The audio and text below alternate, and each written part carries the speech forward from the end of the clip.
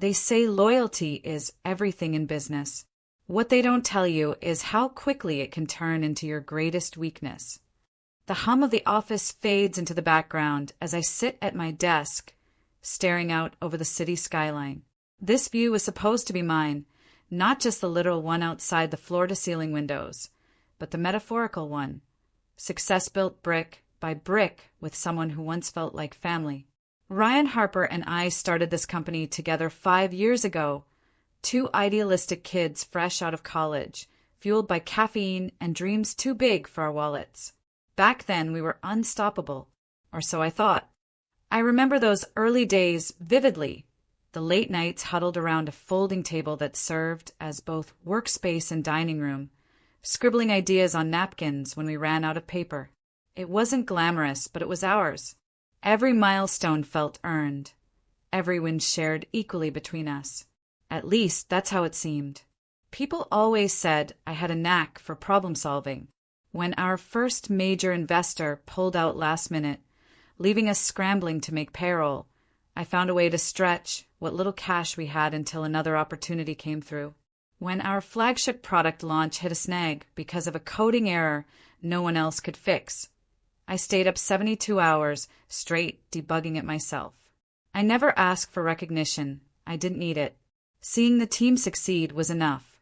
That's just who I am, diligent, resourceful, loyal to a fault. But lately, things have changed. It started small. Ryan began brushing off my suggestions during meetings, claiming he'd already considered solutions I hadn't even mentioned yet. He started taking credit for ideas I pitched, like the marketing strategy for our latest app update. I heard him casually mention it to an investor as his brainchild while I stood there holding my breath, unsure whether to speak up or let it slide. Letting it slide became easier each time. After all, we're partners, right? Partners support each other. Except now, I'm not so sure anymore. Yesterday, he interrupted me mid-presentation, a pitch I'd spent weeks perfecting, to redirect the conversation towards some flashy new feature idea of his own. No heads turned in surprise. Everyone nodded along like it was normal. Maybe it is normal now. Maybe I've been naive to think otherwise. As I pack up my bag to leave for the night, Ryan appears in the doorway of my office, tie loosened, sleeves rolled up. His signature, confident grin flashes across his face. "Hey, Becky," he says, leaning against the frame. "You heading out?" "Yeah," I reply, forcing a smile. "Long day." He steps inside, closing the door behind him. The gesture feels deliberate, calculated. My stomach tightens. "Listen," he says, crossing his arms. "I wanted to talk about something before tomorrow's board meeting. You know how important this IPO is, right? Like life-changing important."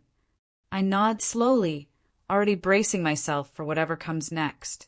"Well," he hesitates, rubbing the back of his neck, a nervous habit I haven't seen in years. "There's been some concern from the higher-ups about consistency in leadership, specifically decision-making authority. They think maybe splitting responsibilities evenly isn't working anymore." My pulse quickens. "What are you saying?" "I'm saying," he exhales sharply, avoiding eye contact. "Maybe it's time for one person to take the reins. For clarity's sake. And honestly, Becky, they trust me more with the public-facing stuff. Investors respond better to me. You know that." The words hit like a punch to the gut. All those years of sacrifice, of putting the company ahead of myself, reduced to this moment where he stands there acting like it's nothing personal. It's just business. Accept it as personal. It's everything. "Ryan," I say quietly, gripping the edge of my desk to steady myself. "Are you serious right now?" "It's not personal," he insists, though his voice wavers slightly. "We both want what's best for the company, don't we?" Before I can respond, he claps his hands together, breaking the tension or trying to. "Anyway, I'll let you process. Just keep it in mind, okay? Big day tomorrow." And with that, he walks out, leaving me alone in the dimly lit room. My reflection stares back at me from the darkened window, hollow-eyed and pale. Tomorrow's board meeting looms, large in my mind, heavy with unspoken threats. Whatever happens, I know one thing for certain. Nothing will ever be the same again. But what I don't know, what keeps me awake long after I finally drag myself home, is why Ryan suddenly looks at me like I'm expendable. And worse, if there's any truth to what he said about the board losing faith in me. Something doesn't add up. Something feels wrong. And I intend to find out what it is. The morning of the board meeting, I wake up with a knot in my stomach, so tight it feels like it might strangle me. Sleep had been fleeting. Snatches of restless tossing interrupted by dreams that weren't quite nightmares, but weren't far off either. In them, Ryan's face kept morphing into something unrecognizable. Cold, calculating, alien. Each time I woke, I told myself it was just anxiety playing tricks on me. But deep down I knew better. Something was coming. By the time I arrive at the office, the air feels heavier than usual, charged with an electricity that makes my skin prickle.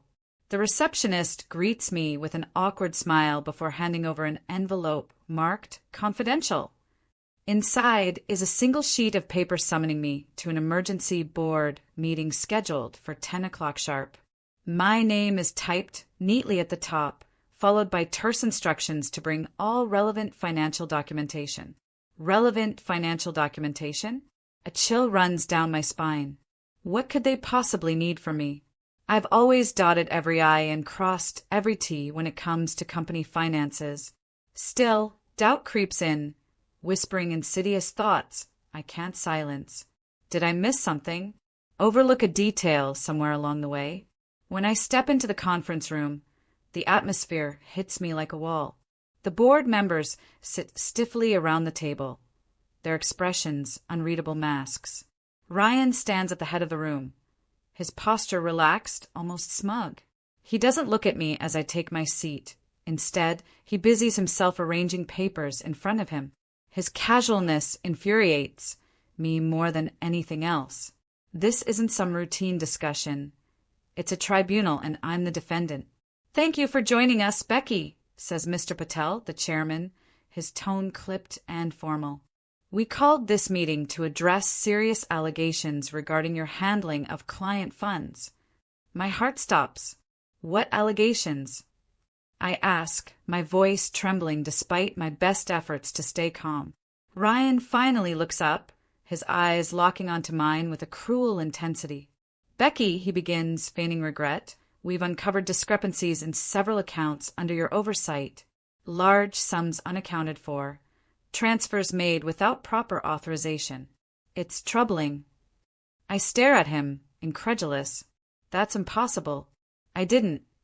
"I'm afraid the evidence speaks for itself," he interrupts smoothly, sliding a folder across the table toward the board. Inside are printed emails, bank statements, even screenshots of transactions.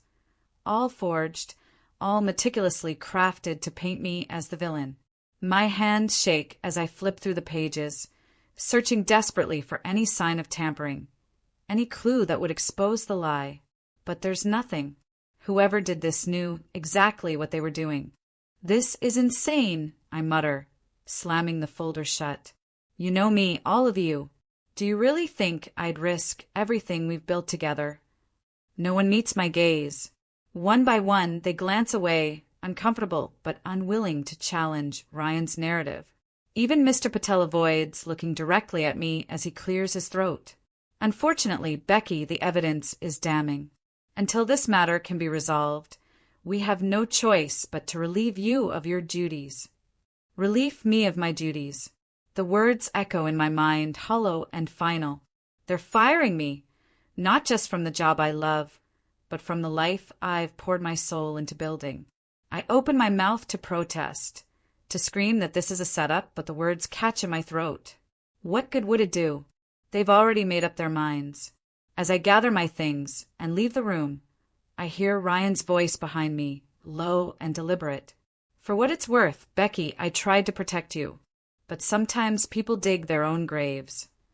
The hallway stretches endlessly before me, each step heavier than the last.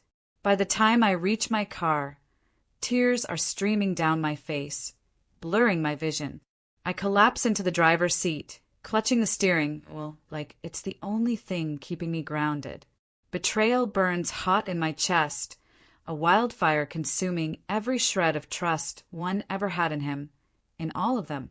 Days blur into weeks. Without severance or references, finding another job proves nearly impossible.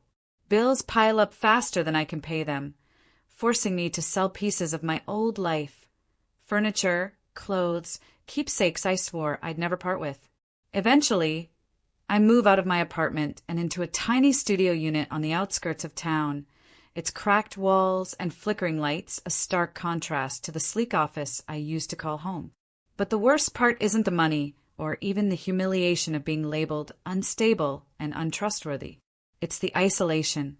Friends stop calling, colleagues ghost me, and Ryan's lies spread like poison through the industry. Every door I knock on slams shut before I can even introduce myself. One night, sitting alone in the dim light of my laptop, I scroll through social media and see photos of Ryan at networking events, smiling confidently beside investors and reporters. The caption reads, "Visionary leader Ryan Harper prepares for historic IPO." My jaw clenches, so heart hurts. Visionary leader. The phrase mocks me, twisting the knife deeper. How could they fall for his act? How could anyone believe he's anything other than a snake in a designer suit? And yet, maybe this is exactly what he wanted. Maybe none of it was accidental. An idea sparks in the back of my mind, faint but persistent. There has to be proof, something, anything, that will expose him for who he truly is. Because if there's one thing I've learned about Ryan, it's that arrogance makes people careless. And if he slipped up even once, I'll find it. I close my laptop and stare into the darkness, resolve hardening within me. Whatever it takes, whatever I have to sacrifice, I won't let him get away with this. Not without a fight. I didn't expect to find anything valuable when I went back to the office that night. The board had given me exactly 2 hours to clear out my desk, and I'd already boxed up the essentials. A few personal photos, a notebook filled with ideas I'd never get to use, and the company hoodie I used to wear during late-night coding marathons. But as I stood in the empty shell of what was once my workspace, something stopped me from leaving. Call it instinct, or maybe desperation. But I couldn't shake the feeling that Ryan wouldn't leave loose ends lying around. If he'd gone to such lengths to frame me, there had to be traces of his handiwork somewhere. So instead of heading straight for the exit, I lingered, scanning the room one last time. That's when I saw it, a small USB drive tucked into the corner of a drawer I rarely used. It wasn't mine. I would have remembered if it were, but curiosity got the better of me. Back at my apartment, I plugged the drive into my laptop, fingers trembling as I opened its contents. At first, nothing made sense. Lines of encrypted code stared back at me like an indecipherable puzzle. I cursed under my breath, frustration bubbling over until I remembered someone who might be able to help. Kate, an old college friend who worked freelance as a cybersecurity consultant. She owed me a favor from way back, though she wasn't thrilled when I showed up on her doorstep unannounced. "What are you even mixed up in, Becky?" she asked after cracking the encryption in less than an hour. Her voice was sharp, but her eyes softened when she saw how much this meant to me. "This stuff, it's bad. Like career-ending bad for whoever did it." The files on the drive confirmed everything I'd suspected, and worse. Emails between Ryan and several offshore accounts detailed embezzlement schemes stretching back years. There were recordings, too, snippets of conversations where he openly admitted to manipulating colleagues, falsifying reports, and plotting to push me out months before he actually pulled the trigger. My stomach churned as I listened to his voice, cold and calculating, dismissing me as expendable. Anger surged through me, hot and electric, burning away the despair that had weighed me down for weeks. This wasn't just about reclaiming my reputation anymore. It was about justice. For every sleepless night, every door slammed in my face, every lie he told to save himself, I vowed to make him pay. But vengeance doesn't come easy, especially against someone as cunning as Ryan. I needed allies, people who could vouch for the truth when no one else would listen. The first person I reached out to was Jake, a former colleague who'd left the company shortly after our early success. He'd always hated working under Ryan, and while he hesitated at first, his resentment toward our ex-boss eventually outweighed his fear of retaliation. Over coffee, he shared stories of Ryan cutting corners, taking credit for others' work, and alienating anyone who dared question him. "Just promise me you're not doing anything stupid," Jake said, tapping his fingers nervously against his mug. "If Ryan finds out we're helping you—" "He won't," I interrupted firmly. "Not until it's too late."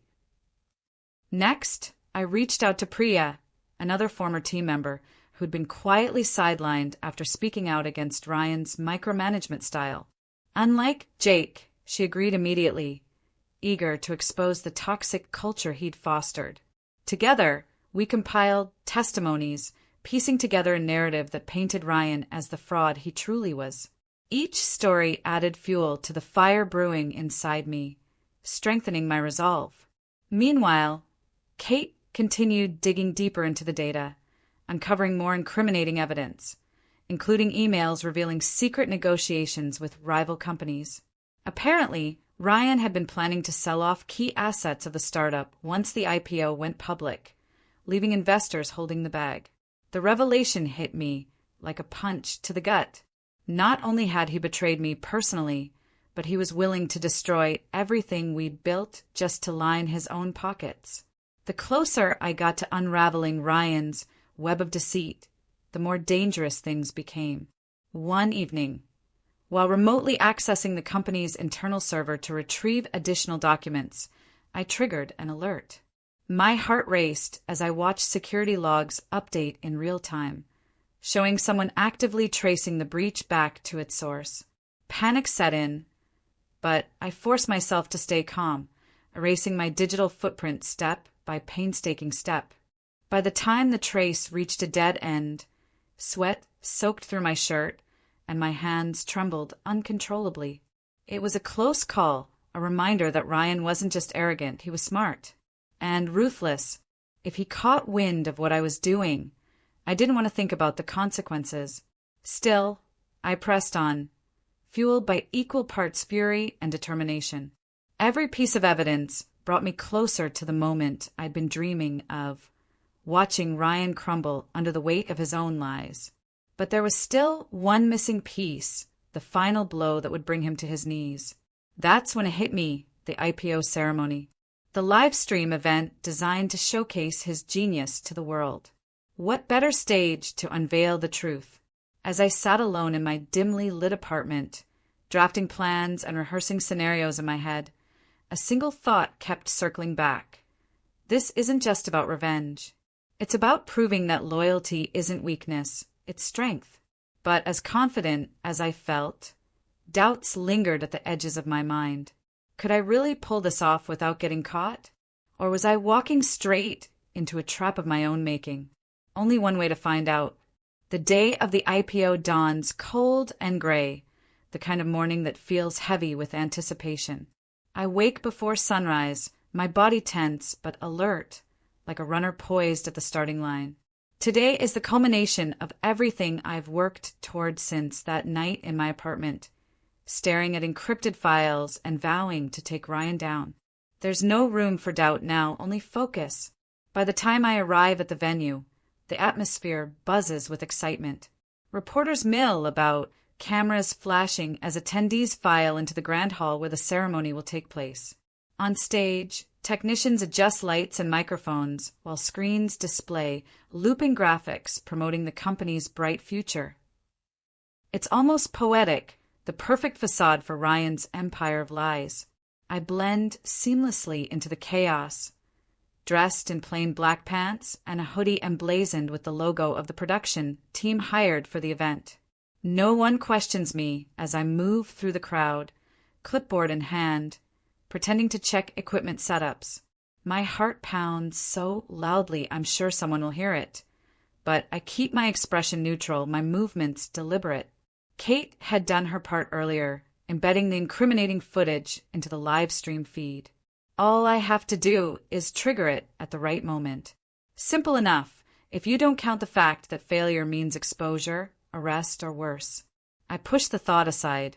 There's no turning back now. Ryan takes the stage just after 9 o'clock, greeted by applause that makes my skin crawl. He looks every bit the tech visionary he claims to be. Polished suit, confident smile, an aura of invincibility that makes me want to scream. He thanks investors, praises the team, without naming anyone specific, of course, and talks about how this moment marks the beginning of something extraordinary. Watching him up there, basking in adoration he doesn't deserve, while rises in my throat. "And now," he says, gesturing dramatically toward the oversized ceremonial bell behind him, "let's make history." As he steps forward to ring the bell, I slip behind a control panel near the back of the room. My hands tremble slightly as I press the button Kate showed me, a small, innocuous switch that activates the override function she built into the system. For a split second, nothing happens. Then the screens flicker, and suddenly Ryan's smug face is replaced by grainy footage of him sitting in his office, speaking into a recorder. "I don't care what they think," his voice echoes through the hall, amplified tenfold. "They're too stupid to see what's right in front of them. Let them believe whatever story I give them. It's not like any of them would dare question me anyway." Gasps ripple through the audience as more clips play. Recordings of him bragging about siphoning funds, emails detailing secret deals with rival companies, documents proving his role in framing me. The evidence unfolds methodically, undeniable, and damning. Every lie he ever told unravels in real time, broadcast live to thousands of viewers worldwide. Ryan freezes mid-motion, his hand still hovering over the bell. His face goes pale, then red, then white again as panic sets in. "What? Is this some kind of joke?" he stammers, spinning around to glare at the technicians. "Turn it off." But no one moves. Everyone's eyes are glued to the screens, watching the truth unfold. Journalists whip out their phones, snapping photos and recording video. Investors leap to their feet, shouting questions Ryan can't answer. Chaos erupts as people scramble for exits or swarm the stage, demanding explanations he can't provide. For a moment, I stand frozen too, overwhelmed by the sheer magnitude of what's happening. This is it, the moment I've dreamed of, planned for, sacrificed everything to achieve. And yet, as I watch Ryan crumble under the weight of his own deceit, I feel calm. Not triumphant exactly, but resolved. Justice has been served, not because I wanted revenge, but because the truth demanded it. Ryan finally breaks, shouting hoarsely at anyone who will listen. "This isn't real. Someone hacked the system. It's all fake." But his protests fall flat against the avalanche of evidence overwhelming him. Even the board members look horrified, whispering urgently among themselves as security guards escort him off stage. As the room descends further into pandemonium, I slip away unnoticed, disappearing into the sea of shocked faces outside. Only when I'm safely tucked into my car, engine idling, do I allow myself a small smile. It's over, or so I think, until my phone buzzes in the passenger seat. A single text message flashes across the screen. "You shouldn't have done that." The number is blocked. The blocked number stares back at me from my phone screen, the message seared into my mind like a brand. "You shouldn't have done that." My hands tighten around the steering wheel as adrenaline surges through me again. Is this some kind of threat? A warning? Or just another desperate attempt by Ryan to regain control? I consider calling Kate, but something stops me. If whoever sent this is watching, I can't risk tipping them off.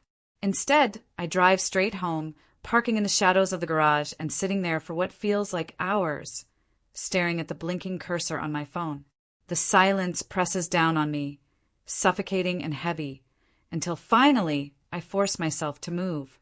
Over the next few days, news outlets dissect every detail of Ryan's downfall.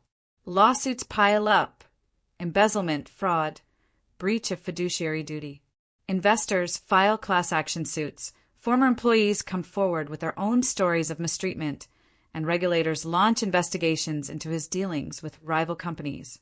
His face becomes synonymous with scandal, plastered across headlines alongside phrases like fallen tech titan and cautionary tale. For once, justice feels tangible, a living, breathing thing that fills the void left by betrayal. But it doesn't bring closure, not completely. That text haunts me, lingering in the corners of my thoughts, no matter how hard I try to push it away. Then, one morning, an email arrives from Mr. Patel, the chairman of the board. It's brief, formal, and unexpected. Becky, after careful consideration, the board has decided to extend an invitation for you to return as CEO of Harper Tech. Your leadership during our formative years was instrumental to our success, and we believe your vision is critical to rebuilding trust and stability moving forward. We hope you'll accept. I read it 3 times before setting my phone down, heart pounding. Part of me wants to delete the message without responding, to walk away from the wreckage Ryan created and start fresh somewhere else. But another part knows I owe it to myself, and to everyone who ever believed in me, to see this through. When I meet with the board, they're nervous, almost deferential. Gone are the stern expressions and condescending tones from our last encounter. Now, they listen intently as I outline my conditions. Transparency in all operations, a renewed focus on employee welfare, and strict ethical guidelines enforced at every level. They agree without hesitation, eager to distance themselves from Ryan's legacy. Rebuilding isn't easy. Trust doesn't return overnight, especially when it's been shattered so thoroughly. But slowly, piece by piece, things begin to change. I implement open-door policies, host town halls where employees can voice concerns, and create mentorship programs to foster collaboration instead of competition. The company starts growing again, not explosively like before, but steadily, built on a foundation of integrity rather than greed. Through it all, I reflect on everything I've lost and gained. Revenge gave me vindication, yes, but it also taught me something far more valuable: resilience. Betrayal doesn't define you, it reveals you. It shows you who you are beneath the pain, beneath the anger. And sometimes it forces you to become someone stronger, wiser, better. One evening, months after Ryan's public humiliation, I sit alone in my office overlooking the city skyline.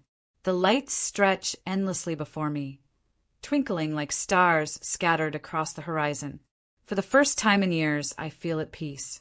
Sometimes I say aloud, testing the words, the hardest battles teach us the most valuable lessons.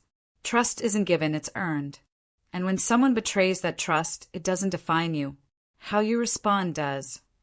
My voice catches slightly, but I press on, knowing these words aren't just for me. They're for anyone who's ever felt betrayed, underestimated, or pushed aside. To those who stood by me when it mattered most, thank you. You reminded me that loyalty isn't weakness, it's strength. And to everyone else, if you were in my shoes, would you have done the same? Or would you have walked away?